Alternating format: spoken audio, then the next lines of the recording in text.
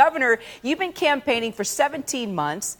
You visited 38 states. And when it comes to the issues, we can say you are definitely provocative. Let's go ahead and get right to it. You're pro-marijuana. So why do you believe that legalizing marijuana wouldn't lead to an increase in use among young people and more people driving while high? Well, if you look at the only two countries in the world, Portugal and Holland, which have, I would say, rational drug policy, each of those countries has 60% the drug use as that of the United States. That's on a per capita basis, but that's kids, that's adults, that's marijuana, and that's hard drugs.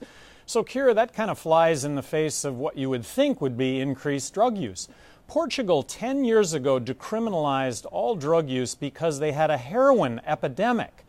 And over the last 10 years, they've shown a 50% decrease in heroin use, having decriminalized heroin. What they're doing is they're looking at the problem first as a health issue rather than a criminal justice issue. Look, there have been millions of Americans that have gone to jail for drugs. There have been 100 million Americans who haven't gone to jail because of the same offenses but haven't been caught doing that. There's a real hypocrisy in our drug laws. They're very discriminatory. Half of what we spend on law enforcement, the courts, and the prisons is drug-related. And what are we getting for it? Well, we have 2.3 million people behind bars. We have the highest incarceration rate of any country in the world. Issue number 2, poker players.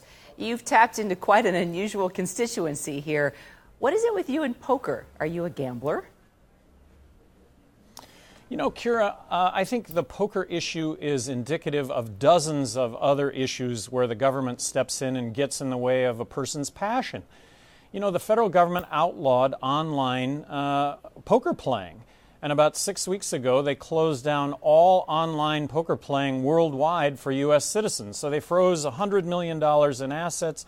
They really took poker away from 10 million poker players' ability to be able to play it. So they got into that person's passion. My passion is downhill skiing and mountain biking. And you know what? Right now, the federal government is restricting my access to public lands, trails on public lands as a mountain biker, and yet they'll allow horses and the excrement that goes along with horses on those public lands. A very small example, mountain biking. A very big example, poker playing. Even a bigger example, drugs. But even, okay, and critics would come back and say, okay, you know, Governor Johnson, I mean, we are in a bad situation right now, bad economy. People are desperate. They're doing anything now to make a buck. And legalizing marijuana, you know, saying that poker is okay. Is this the right time for those two issues to be on your agenda? Well, they're indicative of everything that's on my agenda, which is a cost-benefit analysis to everything government is doing. What are we spending our money on, and what are we getting for the money that we're spending?